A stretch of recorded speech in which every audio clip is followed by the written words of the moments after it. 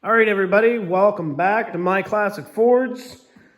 We're going to have a look at the 8N tractor, see if we can get it going. I bought some new parts for it. They finally come in. Finally got the big gates out of here. Had a few other projects to get done. Now that that's done, we got to tackle this, get this little tractor running, and get that Mercury station wagon brought in. So one of the first things I've done, I just happened to come across a new steering wheel. It's just sitting there right now. It's got to be bolted down a little tighter. I just left it sitting a little high because it makes the putting the hood back on a little easier.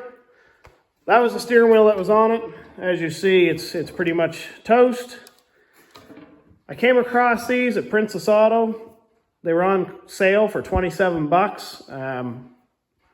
Here in Nova Scotia, getting parts like that from the US, that steering wheel would have cost me about $100.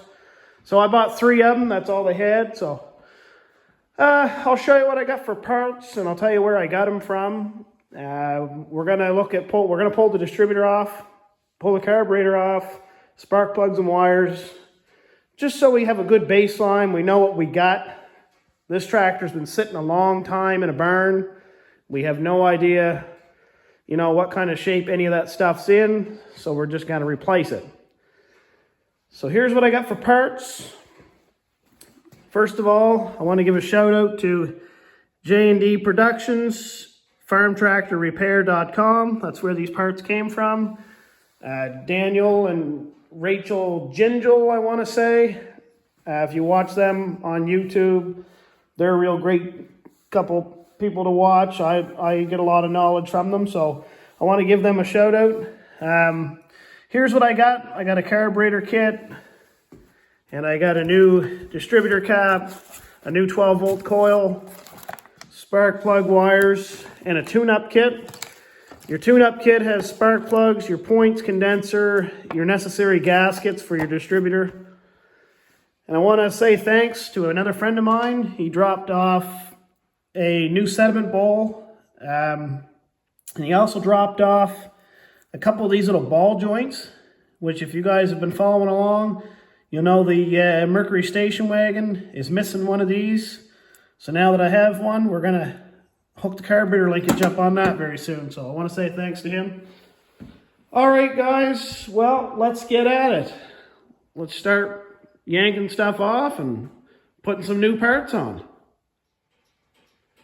Okay, so I took the carburetor off. In my videos, if I had someone filming, I would show you kind of how I do this stuff, but I try to do my best I can. I don't think I need to show you how to take these 2 nuts off. Hopefully if you got an old tractor, hopefully you know how to do that already. If you don't, you're gonna need to. But here's the 2 nuts, you take those off. These little linkages here, you just simply pull those. Those just pull forward, and they just pop right off the balls. So that's for your governor, and that's for your throttle. Unhook those, take those 2 off, and you will have your carburetor in your hand. So once you disconnect those 2 balls, those 2 nuts, and obviously your fuel line, mine was already unhooked, but take that off, that part's done. With the hood off the tractor, it makes this part real easy. Again, I didn't show you how to change the spark plugs. I hope, like I said, if you got a tractor like this, you do need a little, you need a little bit of skill. So I don't think I need to show that. One thing I will tell you, make sure you clean these out before you take the spark plugs out. I just use a blowgun. If you don't have one, maybe stick a screwdriver in, clean them up, use a vacuum, like a shop vac. Just so nothing falls in your engine. Next thing is I just popped all these off. Just grab a hold of them, pull them out. You will have to take the boots off the end and just leave, just the wire. So pull all your boots off and then just grab a hold of these and yank them all out. Don't worry about trying to fish them back through. It's quite simple. Yank all these out, change your spark plugs. When you go to put these back in, just take your kit, lay them out on the floor, and it's very simple. That's your longest one, and they get progressively shorter. So start with your longest one first, poke it in the tube, fish it through your third cylinder, your second cylinder.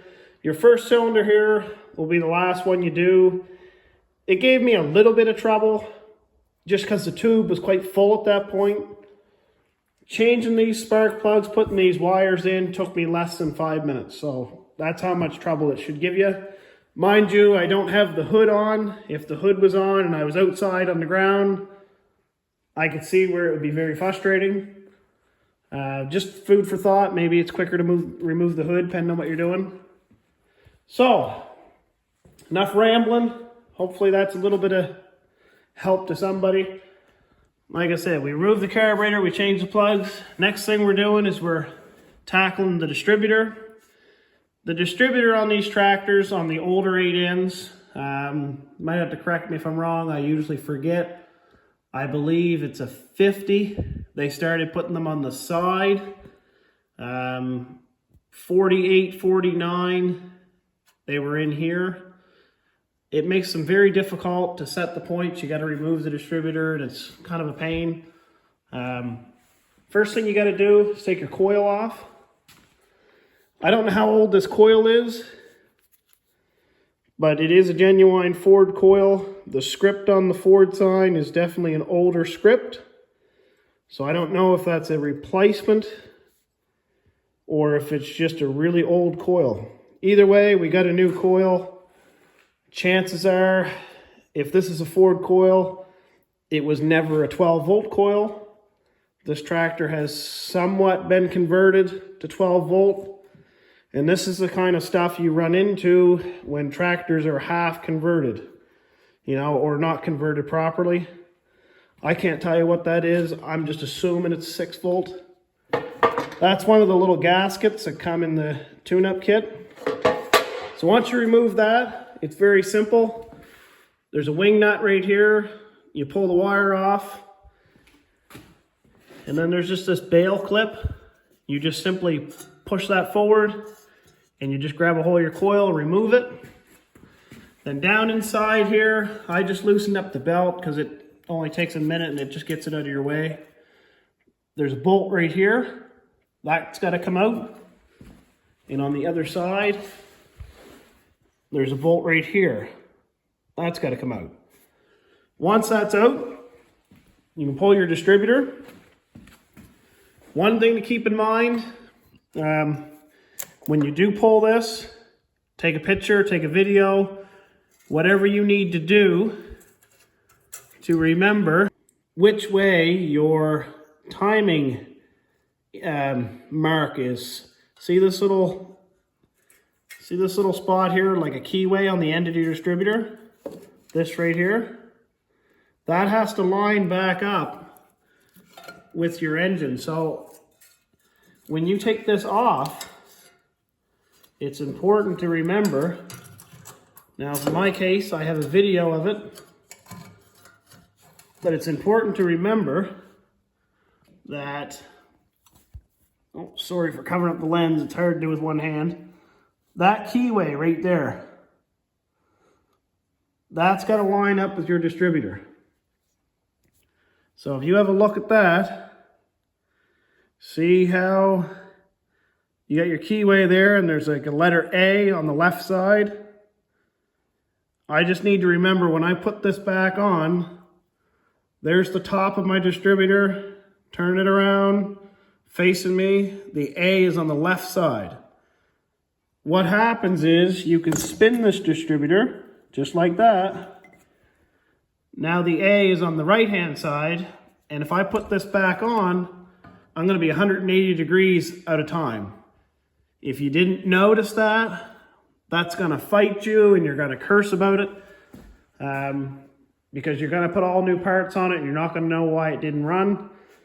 So just make sure when you take that off, you remember that vital little step. All right, next thing is we're going to take this apart. And as you can see, somebody didn't have the right gaskets when they put it back together. They made their own. Oh, and I see the cap is cracked, another Ford part. And as you see, the Ford script on that is a newer version. So that's definitely a replacement. That's what makes me wonder about this coil. It's hard to believe that would be like a 1948 coil, but the script is definitely correct. That's kind of cool. So next thing is we'll tear this apart, put the new guts in it, have a look at it, and set our points and put it back on. Okay, so I got the old points removed, took my rotor button off, your condenser sits up here, took that off, took my points out. Just want to pick this up off the floor. Okay, so I have my new parts laid out. One thing I just want to give you guys a little tip, I guess. Never throw these little parts away. These little tiny pieces, especially if you end up with extra screws. Some kits come with screws, that's great. This one didn't, which is fine. Any tractor I always tear apart, I always keep these, keep stuff like that. Because I'll tell you right now, if you're outside and you drop that in the ground, you're probably never going to find it. And there's nothing more frustrating than that. So just something to think about. Now, when you go to put your points in, you put this in. I apologize, I'm doing this with one hand, so it's a little difficult. You put that in there like that. So once you drop this on, I'll fix it up in a minute. Your next piece here, it goes on down on this shaft. Okay, I'll have to set the camera down to put it together, but that goes down on that shaft. That little washer goes on top, and then that little cotter pin goes right through, and you spread it. Now, some things to watch for. This is where your points get power, right here. So, your coil comes down inside and touches that. That little copper band right there is what gives your points power. You have to be very careful with that. Another little tip. Make sure that little copper band right here has no contact with the distributor. Because if it does, it'll make a short basically and your points won't work. So, I'll put this back together. So essentially you put your base in, you put your points on, you put this back together, you put your two screws in, we're going to set the points, and then we're going to put the condenser back in, and that goes through this hole, comes back around to this bolt or screw. All right, I'll stick it back together. Okay, so that's all back together. It's pretty straightforward. I don't find it that hard. It took me about 10 minutes. The most frustrating part is this screw right here. What I usually do, some people take this clip out right here, and you can take this whole base out and put your points on that way. I don't know, I find it just easy to do it this way. I drop my base on, this piece here, set it down like I showed you, set my points down, put my washer, my little cotter pin through. I take these, I just lay them up against the hole, put my screw through these two little pieces of tin, these pieces here. I put my screw through, and then I just push it in with the screwdriver, line it up with this, tighten it in a little bit, and put my condenser on, run your wire through, and you just bring it in like that. And I just poke it right down on top of the screw, and then fold it over, and then tighten your screw up. So like I said, I don't find it that hard. I don't find it too bad. Some people, like I said, remove that plate. You do whatever's best for you. Now to set your points, just use your feeler gauge that was provided in the kit. It's 25 thou. You just put it in between the points when it's at high lobe. And what I mean by high lobe, this little cam right here, there's 4 lobes on it. That's your 4 cylinders. So you just twist it until you're at high lobe. You see your points are open. That's 25 thou. Now they're closed. Now they're open and closed.